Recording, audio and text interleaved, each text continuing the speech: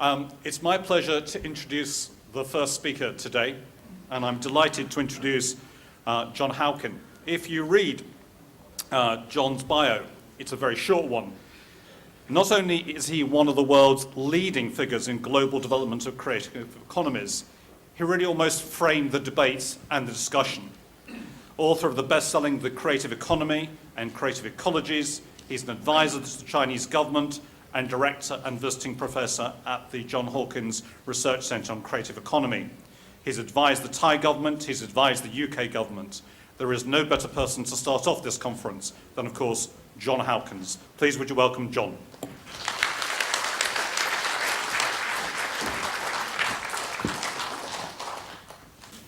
I want to thank the Bahania British Council H. Hong Kong U for inviting me and enabling me to come back here and make this presentation. And I hope, because of the way the conference is structured, to have quite a lot of debate and discussion as we go through the day. I'm going to talk about creative ecologies, which is an idea we had in Shanghai about 3 years ago, and how that relates to what I call learning and education and training. And I'm going to start with this quote from Walt Disney. Walt Disney is one of the great men of creativity, innovation, business startups, running companies, a very successful entrepreneur, very difficult man, emotionally a very difficult man, intellectually very difficult to work with, even harder to work for. Set up several companies that went bankrupt before he set up Walt Disney Studios in 1922. And he said that the future is not something that is waiting there for us to find it. But the future starts inside of our imagination, inside our brains, as we leap around between memory and consciousness, and then in the way we act following what our imagination has conceived. And it's that continual movement, if you like, between what the imagination is thinking of and how we adapt our behavior in the light of our own imagination. And then I want to mention this IBM survey. IBM polls 1,600 chief executives from around the world, 75 countries, not only, of course, creative industries, but also, in fact, every sector. Extraction, manufacturing, services, private sector, public sector, including governments. And all of those chief executives said that the number one leadership characteristic today was the ability to handle doubt, ambiguity, and the ability to make judgment where you were not in possession of the full facts. And you had to make a hunch, and you had to test out things, you had to experiment with things. I sometimes think, I used to say this, but it got a bad reaction a lot of times, that the creative economy is fundamentally an economy of failure. It has inbuilt into it more failure than farming, agriculture, manufacturing, and conventional services. Because it depends upon novelty to which each individual attaches quite a lot of emotional commitment. And we fail much more often than we succeed. And that's inbuilt into the process of being creative. And that's one reason why governments actually find the creative economy quite hard to cope with, because governments really don't like failure. They want to take an action that is guaranteed to be successful. And unfortunately, life isn't like that. This is a quote I came up with just recently. Bill Joy's, known Silicon Valley as Joy's Law, which is that most of the smart people have worked for somebody else. Whoever you are, and Sun is an astonishingly successful company over decades, one of the most long-lived Silicon Valley companies. Bill Joyce said, whatever I do, the vast majority of smart people are working for someone else. And even, we now revere Steve Jobs and Apple. But most of the smart people work for someone else. I'm going to talk a little bit about this notion of creative ecology and cross-sectoral development. And I'm going to illustrate it with a story, which is based on Lord of the Rings. And it's really a story of 4 people. And one of those people I discovered gave well north of $1 million to Bournemouth University.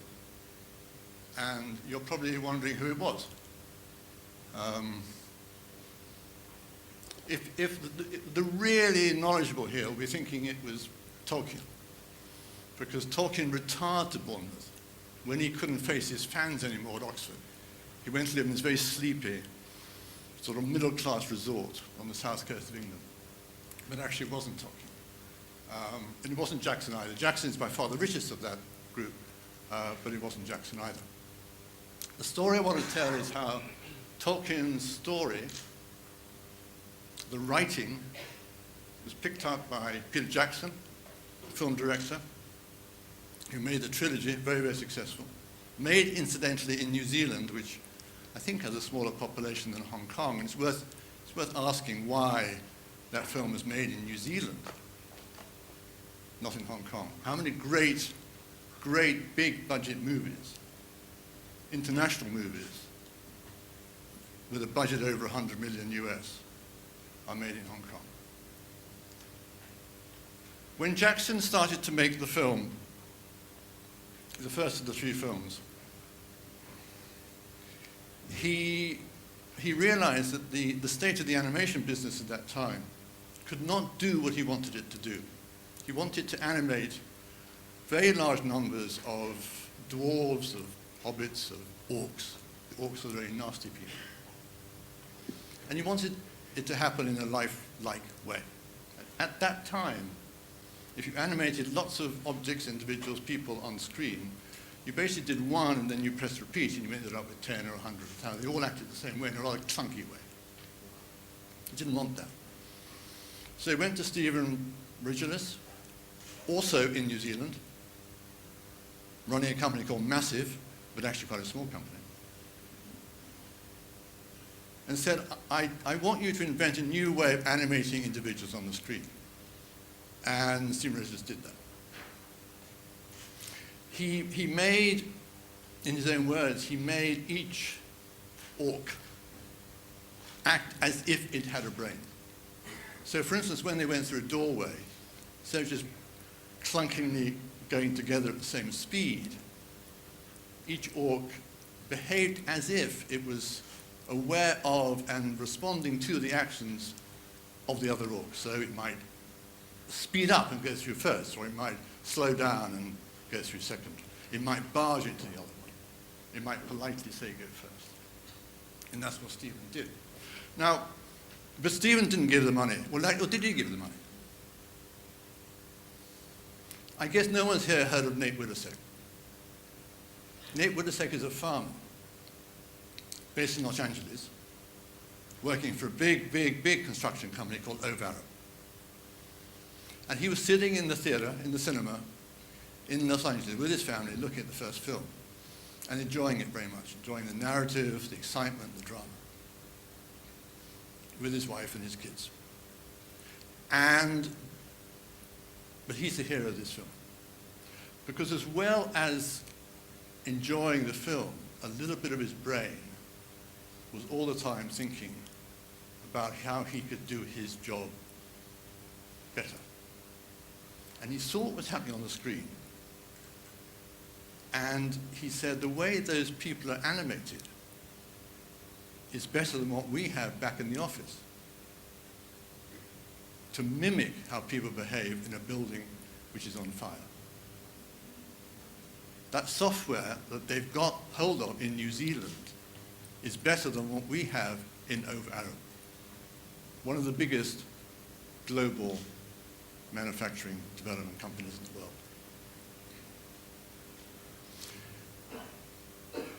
think back at Walt Disney. His imagination was engaged, his memory was engaged, his imagination was engaged. But the really important thing is he didn't think, hey, that's interesting, and go back and enjoy the movie. He decided to get hold of Peter Jackson. Now, getting hold of a Hollywood film director when he's promoting his current movie is, I have to say, extremely difficult. Nate Widdecek managed to do it. And he and Steven set up a company that before long was turning over $1 billion US and is now the world standard for mimicking how people behave under stress, whether they're in a building or an open space. Every airport, every railway station uses it. In London recently, where I'm based, a few hundred yards from where I live, there's a busy intersection called Oxford Circus. We have changed the way people cross that intersection. Instead of going around the edges, counterintuitively, they now go across the middle. And that software that London used for remodeling Oxford Circus was based on massive software. And it only happened because Nate Widdecek, sitting in the cinema, had the idea that this was worth doing. So Nate Widdecek is the hero of the film. But it actually wasn't Nate Widdecek who gave the money to the university. It was Steven. Steven, it wasn't real money, I have to say. It was 1.3 million US dollars of software licenses. And as we know, software licenses aren't real money. So let's not get too carried away. I've negotiated software licenses being given to university. They're quite easy to get. But it's an interesting thing, and what is particularly interesting about it is that it was Bournemouth University, which to people here is probably not in the top rank of British universities. Although in the area we are talking about, it is very, very highly rated. In my business in film and television, it is right up there in the top 5. Now I'm going to generalize what I've been talking about in 3 principles, which are the 3 principles of the creative economy. The first principle is that everybody is born creative. It's part of our humanities. If we have this imagination and, equally important, the desire to use it, then we are born normal. If we don't have that, then we're not born normal. The most creative time of my life when I was about 4 or 5 years old. That's when peak creativity occurs. The ability of the child to dream, explore, test, cope with ambiguity. Remember the IBM conclusion?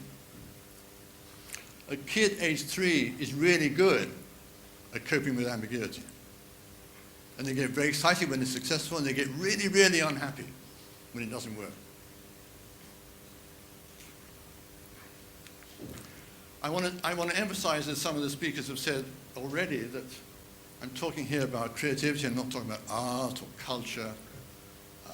These are figures that are based on a McKinsey survey done every year about the numbers of people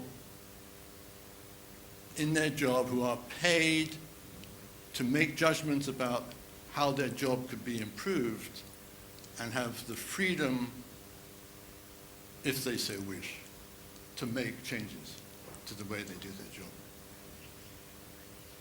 Creative people inside creative industries, 5% of the total. Creative people outside creative industries, another 5%. But actually, you could argue these figures forever, but I would say it's 10, it's 15, it's 20. In some cities, we've reached critical mass, and it's the vast majority.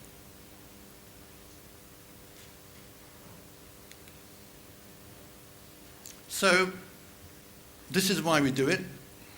This is why why children do it.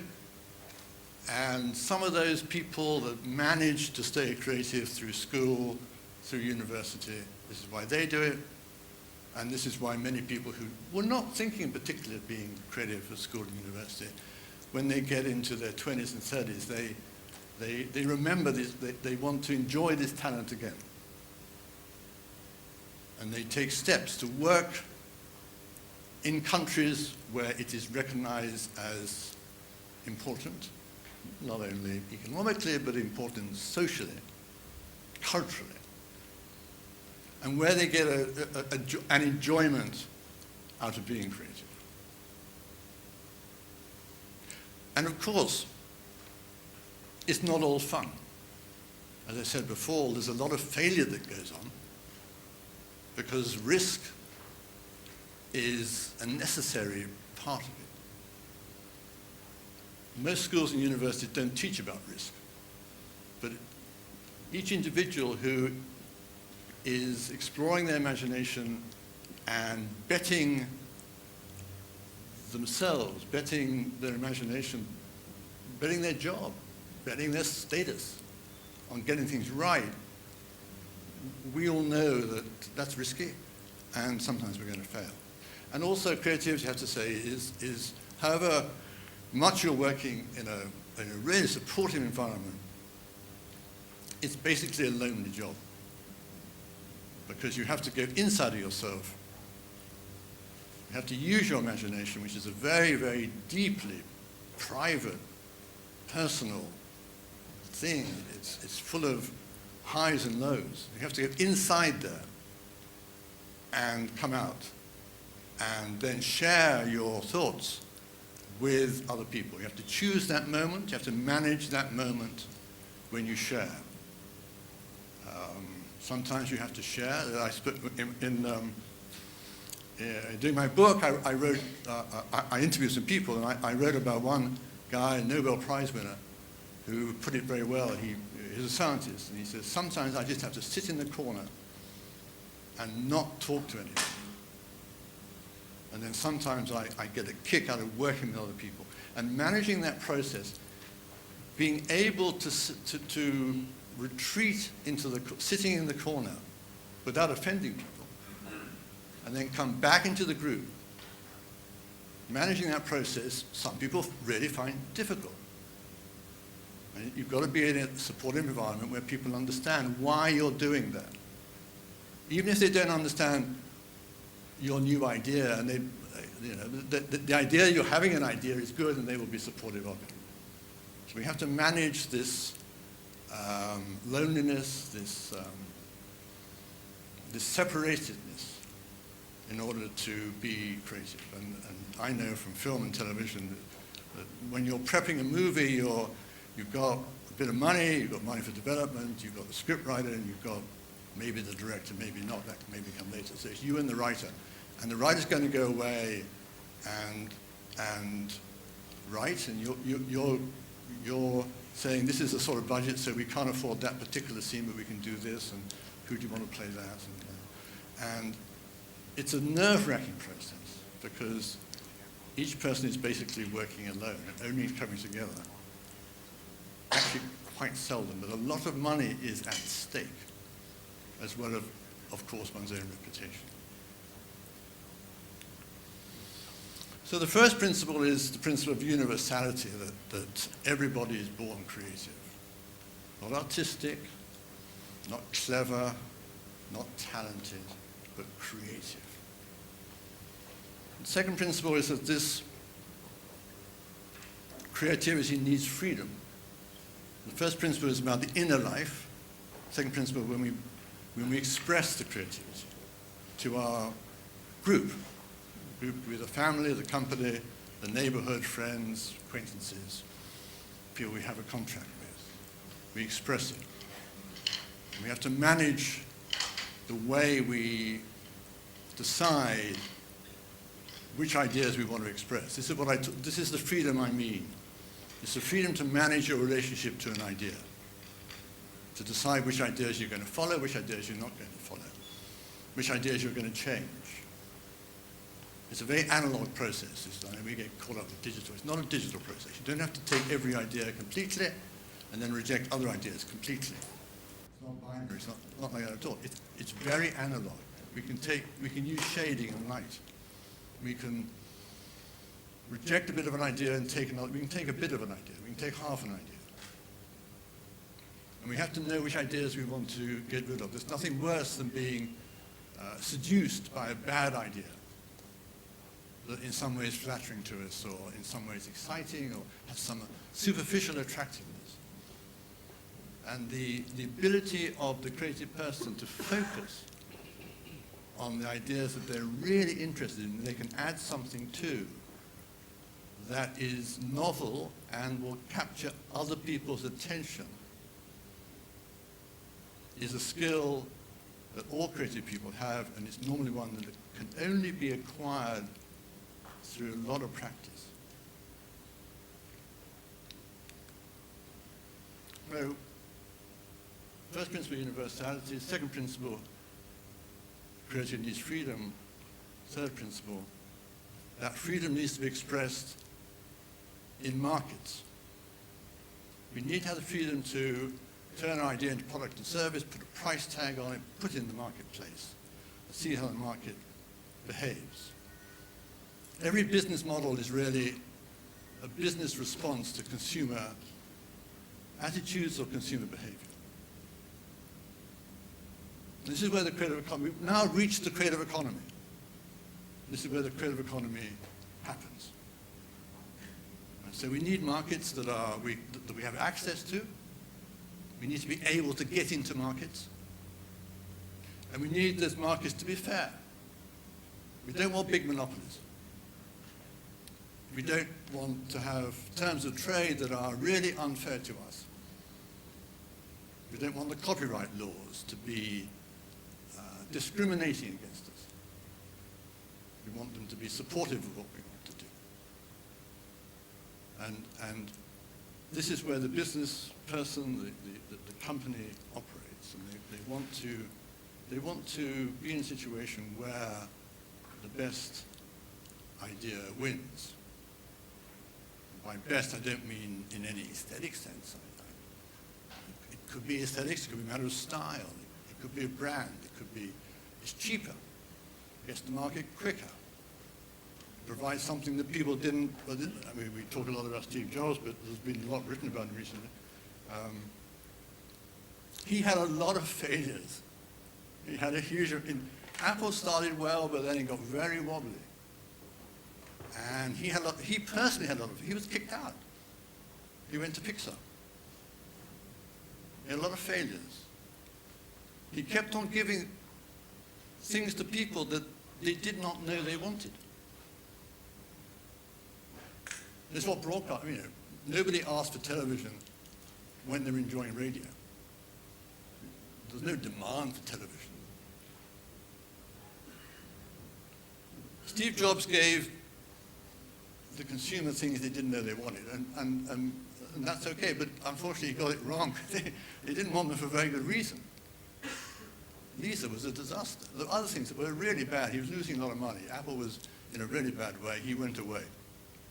He bought Pixar very cheap, turned it around, sold it for a lot of money, went back to Apple, and then suddenly hit his stride after a lot of learning that went on. And he continued, the iPad, no one really demanded the iPad. In fact, many people have the iPad, and they're still not quite sure what it's for, but they just love it. It's an object that we just, emotionally, intellectually, it makes life better for us. It makes us happy. Superb marketing. Superb. The guy's a genius. Now, where do we, by the way, I have no idea how long I've been speaking for. There's no clock here, and there's no clock there, and so I'm just going on until someone tells me to stop. How long have I got? 15 minutes, okay, that's good.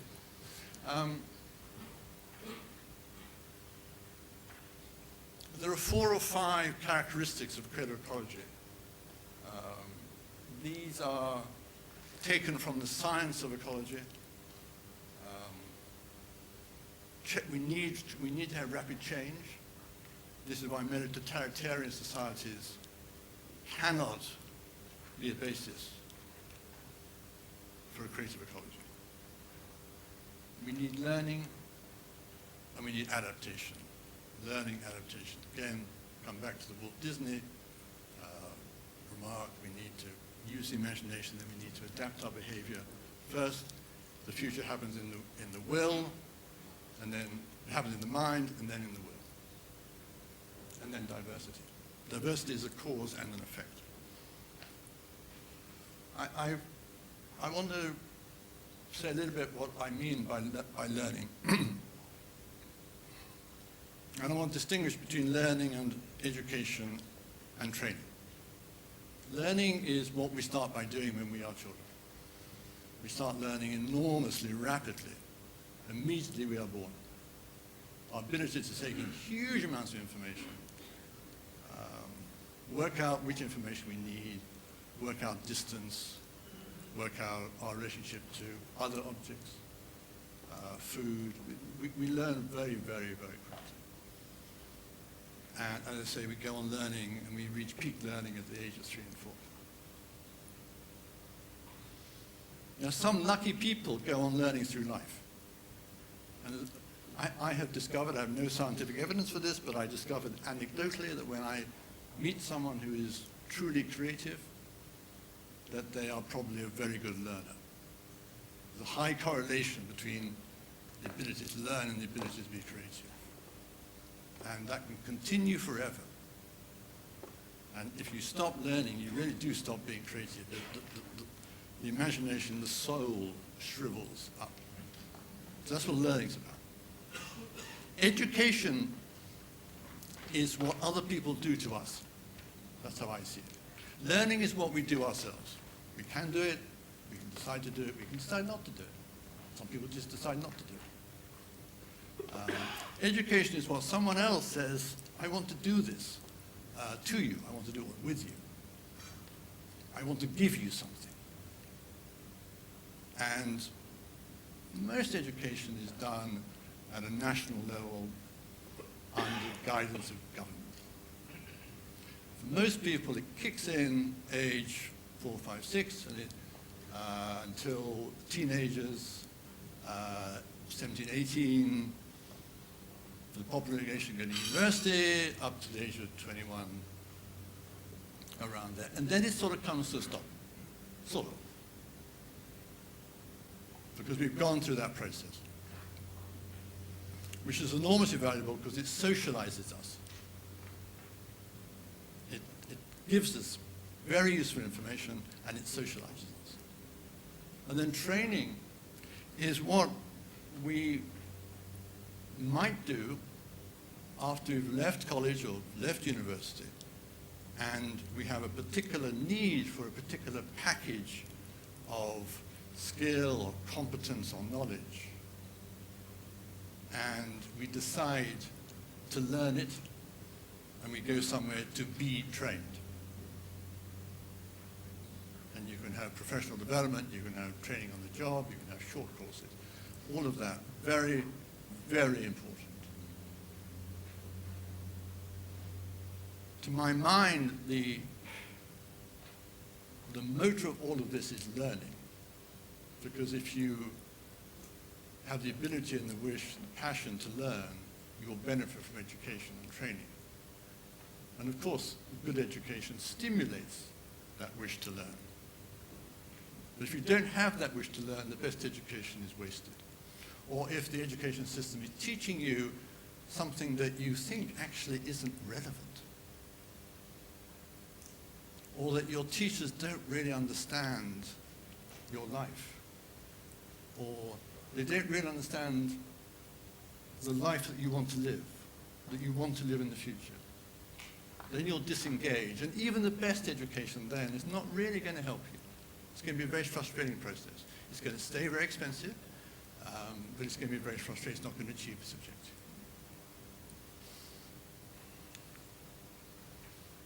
Now, in my book on creative ecologies, I felt that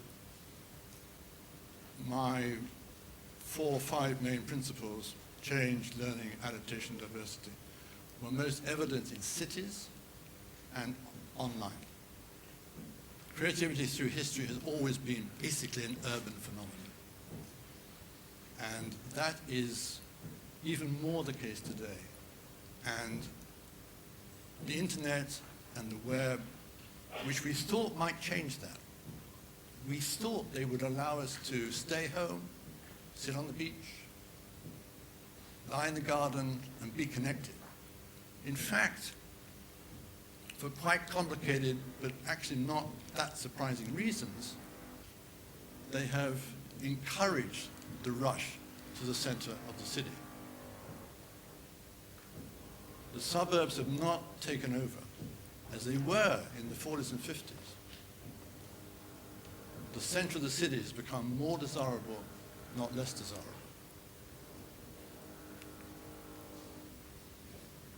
Now, I'm going to end with some thoughts about this learning, education, and training purpose. And I've listed there some thoughts about what it is that we should expect from our teachers in terms of helping us to take risk, to want to learn, to manage our relationship to ideas. Those are the things that I think we should be able to expect. And the schools, the colleges, the institutes, the cities, the governments, the countries that provide that have an advantage over those that don't. I had a conversation last night with some of the people here about the relationship of schools and universities to my own business of film and television. And I came up with this. It's very crude, but I wanted to show the increase in the ability to learn relevant stuff as you went through your life from school to university to work in the film business. And I put in University Arts BA and a University Law degree because film production, film finance is equally important as the craft skills of making the movie. I was a director until recently for 10 years of Britain's largest independent film company. And we had 5 directors on the board. And each one of them, apart from me, had a law degree. And when I worked for Time Warner, Home Box Office, HBO, all my colleagues there had an MBA or a law degree. About half had law, half had MBA. And these are masters. They had a master's law or an MBA. That's the skill that you now need to run a successful film or television production company. I put, obviously, film school. I'm a governor of the London Film School. I used to be chairman of it. I've given us 5 stars because I'm quite proud of my film school. If you want to become a director, a cinematographer, a sound recordist, editor, you have to go to film school. There's no option. You've got to go to film school. It's really important. We have we have 2 or 3 really good film schools in London. They are under threat because of what the government's doing to education in the UK, which is very sad. But I hope we're going to come through that and succeed. Research. I wanted to mention a little bit about this because there's a lot of discussion going on between the research community and the creative industries about how the research community can help the creative industries. And this is partly a question of funding, because if they can show they do help the creative industries, then they will get more money from the government. And I think it's an interesting discussion. I'm not going to dwell a lot upon it now. I think we could have it later on. There is a very important role there for the research community. I'm not sure at the moment they're getting it quite right. And my feelings are based on these parameters. The level of interest, the views of independence. Is it financial independence or intellectual independence they're searching for? And questions of timescales. Sometimes academics are not very quick. And levels of cost. Universities have a very, very high cost base that makes them uncompetitive in a lot of the research that they do. So finally, the future of the university. That's a grand title. It's a grand question. The first thing is review the boundaries. Is the university a building? Is it a campus? Is it the people? Is it in a city? Is it in the world? Is it connected? Is it wired? Is it genuinely wired up? Are you genuinely able to communicate with the outside world as easily as you communicate with people inside the university? There's a lot of thought now about universities that have no buildings and no campus. Is that the future? What is the relationship of your academics and your students and your staff to people outside of the university? What do you mean by outside the university? So what are the boundaries? Every ecology has a boundary. And the choice of where the boundary is affects the sustainability of the ecology. So when you talk about the university, you've got to think about the boundary of the university. Review, if you like, the management factors. What is the purpose of the university? And is it the same as it was 5-6 years ago? Is it going to be the same in 5-6 years in the future? What is its purpose? What sort of people do we want there? How much do we want to charge them? Who's going to pay? And what services are we going to provide? And answer that question in terms of, again, the boundaries. Are we providing that service only to people inside of our boundary, or are we providing it to people outside of the boundary? Favor learning over education. Make it a learning environment as opposed to a teaching environment. And in terms of this phrase, knowledge exchange, knowledge transfer, think hard about what it is when you're talking about knowledge, and think hard what it is when you're talking about transfer. To my mind, if I'm talking about knowledge transfer in the UK in relation to a university, I'm thinking, how can the university, the staff and the students, learn about what is happening in the real world? And then I discovered that the universities, they're thinking the opposite. They're thinking, how can we transfer knowledge to the real world? And what we should be having is a conversation, an exchange of the experiences that we are going through. And then finally, use the resources of the university. I did a project recently with the university in the UK who wanted to start an incubator and some services, and they wanted to have a building for the incubator. And I talked to a number of people in that city, and I talked to people in the university, and I talked to people who've been very successful at running incubators, and the conclusion was they did not need a building. They had a lot of buildings already that were not properly used. They got confused again about boundaries and function and cost and services. The university has, each university has huge assets in terms of the people and in terms usually of the buildings. But they don't use those always to the fullest extent. It's a question, let's say again, it's a question of boundaries. Where are your boundaries? And how do we, all of us, learn together? The teachers, the management, the students, the researchers, how do we all learn together?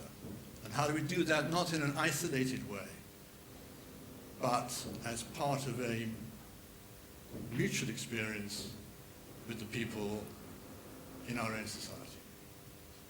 Thank you very much.